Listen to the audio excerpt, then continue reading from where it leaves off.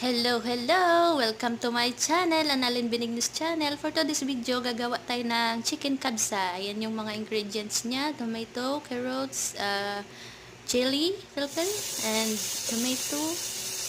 And then yan, papulahin natin yung basal at ang garlic. Yan. Halo-halo, halo-halo. Yan, lagyan natin tomato paste. Yung purpose kasi ng carrots is para manamis-namis yung lasa ng niluluto natin. Yan. Yan, ilalagay natin yung 7 species na pangsahog sa, pampasarap sa niluto. Yan. Arabic menu po ito, chicken kabsa. Yan, lagyan na natin yung manok. Tinanggalan ko yan ng balat kasi gusto ng madam ko yung walang balat.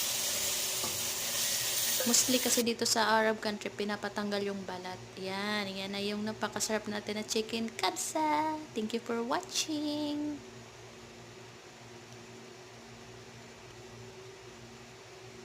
Yun, may salata or vegetable fresh salad. Hello! Welcome back to my channel. This is Annalyn Benignos Channel. So, yan yung ginawa ko, yung chicken kabsa. It feels good and very delicious. And that's it for today's video. Thank you for watching. Don't forget to like and subscribe my channel. Thank you. God bless you.